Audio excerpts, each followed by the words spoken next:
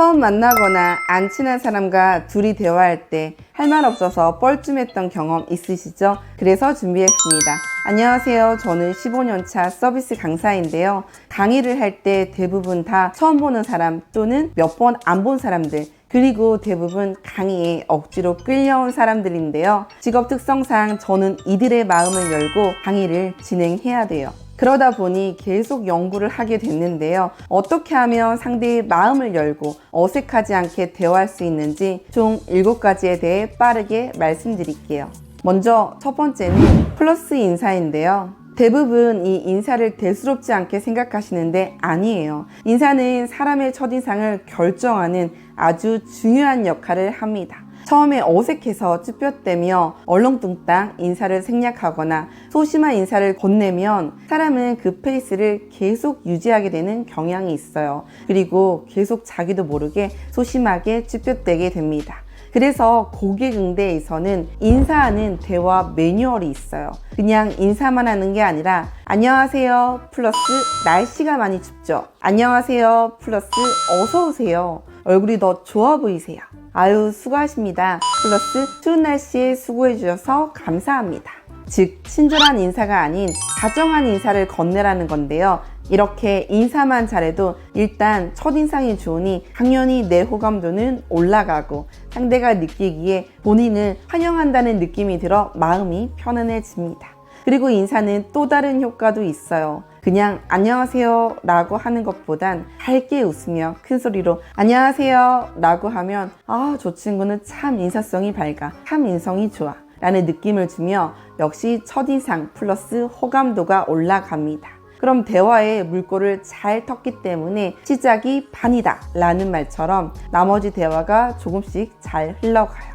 다음 두 번째는 흥미를 유발하는 대화 거리 던지기.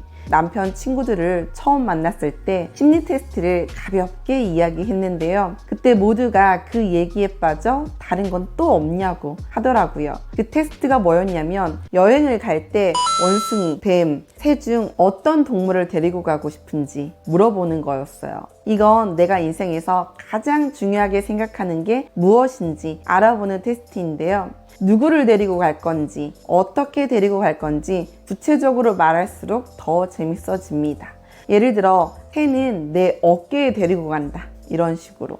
결과를 보면 원숭이는 배우자 또는 연인, 뱀은 돈 또는 명예, 새는 자식 또는 친구입니다.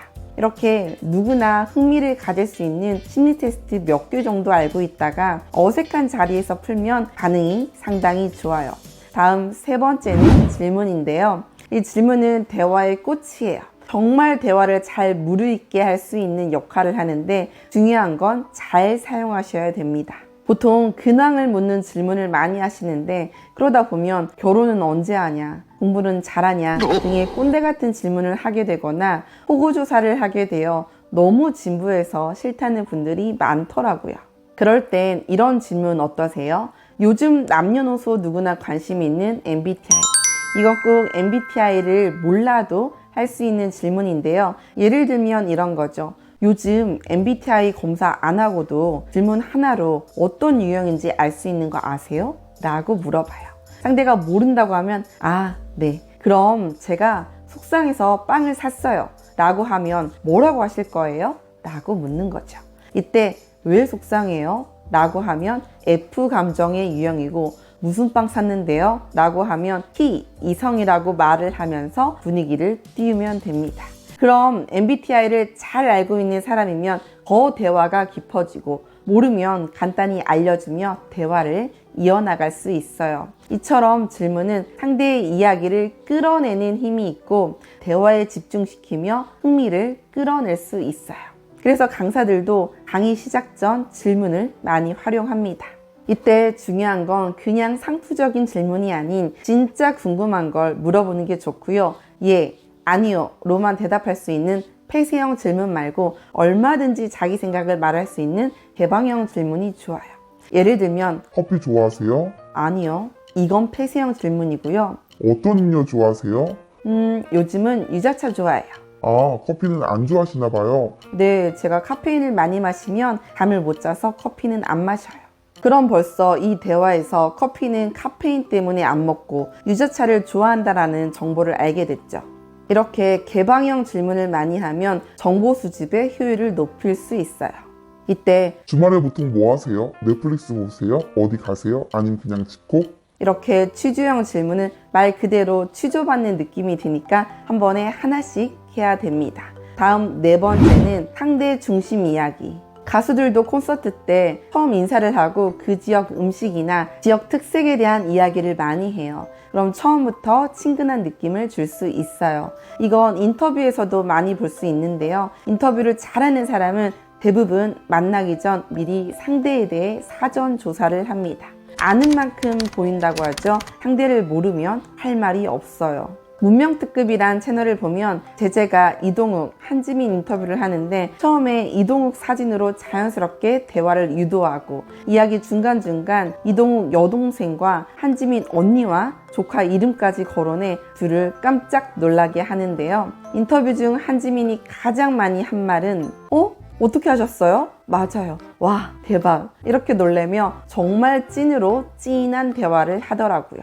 실제 영업사원들도 고객을 만나기 전 사전 조사를 한 사람과 그렇지 않은 사람과의 성과는 굉장히 큰 차이가 납니다. 먼저 사람의 마음을 열어야 귀를 열 수 있으니까요. 우린 사전조사까진 못하더라도 카톡 친구면 간단히 후사 사진을 보거나 인스타 친구면 피드 사진을 보고 만나면 어때요? 좀 더 할 말이 있겠죠? 아니면 앞서 말씀드린 질문으로 5번째, 공통의 관심사를 찾으면 좋아요. 얼마 전 시댁 친척 중 30대 초반의 남자와 저희 딸 7살짜리의 대화가 참 인상 깊었는데요. 친척이 먼저 제 딸에게 할인이 뭐 좋아해? 라고 물었고 딸은 미니특공대를 좋아한다고 했어요. 그 후 둘은 한참 미니특공대 이야기꽃을 피웠고 친척이 딸에게 미니특공대 선물을 사주어 딸은 엄청난 감동을 받았는데요. 장난감 효과가 얼마나 가겠냐 했는데 다시 만난 둘은 바둑을 두며 전보다 더 깊은 대화를 나누었고 뒤이어 이어진 포켓몬 대화로 마무리했어요. 대화 내용을 들어보면 어른과 아이의 대화가 아니라 정말 그 또래들의 대화처럼 아이를 존중하고 아이의 관심사로 대화를 계속 이어나가니 나중엔 딸이 삼촌이 너무 좋다며 저와 있을 땐 볼 수 없는 진중한 모습을 보여줘서 정말 놀랐어요. 그 대화를 보고 지금까지 딸을 계속 어린애 취급하던 저 스스로를 많이 반성하게 되었고 동시에 이 말이 떠올랐어요. 귀하게 대접받고 싶으면 귀 기울여야 한다. 상대가 누구든 정말 진심으로 질문하고 귀 기울인다면 공통 관심사는 쉽게 찾게 되고 대화는 시간 가는 줄 모르고 흐르게 됩니다. 다음 6번째는 우리 얘기. 소개팅 프로에서 한 남자가 여자에게 자기 유학 시절 얘기를 정말 재밌게 해줬는데 처음엔 재밌게 듣던 여자가 점점 표정이 식어갔어요. 그러더니 남자에게 잠깐만 얘기 좀 하자고 하더니 하는 말이 땡땡씨는 자기 얘긴 참 잘하는데 정작 우리 얘긴 하나도 없네요. 전 우리 얘기를 하고 싶어요 라고 했어요. 그 말을 듣고 남자는 큰 충격을 받은 듯 깜짝 놀랐어요. 아마 처음 들어보는 말인 것 같아요. 왜냐면 보통 사람은 말을 잘하면 된다 라고 많이들 착각하거든요. 근데 그건 발표나 강의에서 중요하지 대화는 상대와 먼저 라포 형성을 하셔야 돼요.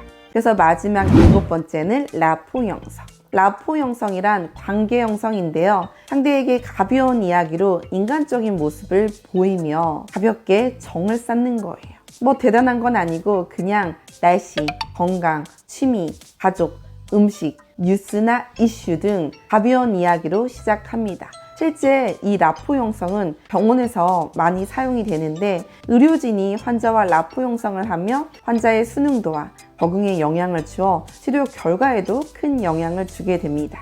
그리고 정서적인 지지를 받은 환자는 합병증도 적고 퇴원도 빠르다고 해요. 그래서 의료진은 이 라포 형성으로 관계 형성뿐 아니라 신뢰 형성까지 동시에 2마리 토끼를 잡을 수 있죠. 우리도 마찬가지예요. 본격적인 대화에 들어가기 전 먼저 상대와 가벼운 이야기를 하며 라포 형성을 하고 대화를 시작하면 나머진 알아서 술술술 흘러갑니다. 자, 정리하면 첫 번째, 플러스 인사. 2번째, 흥미를 유발하는 대화 거리 던지기. 3번째, 질문. 네 번째, 상대 중심 이야기. 다섯 번째, 공통의 관심사 찾기. 여섯 번째, 우리 얘기. 일곱 번째, 라포 형성. 총 이렇게 7가지만 기억하시면 됩니다. 끝까지 경청해 주셔서 감사하고요. 꼭 이 내용으로 여러분들이 더욱더 반짝반짝 빛나시길 바래요. 영상이 도움이 되셨다면 구독과 좋아요, 알림 설정 부탁드려요.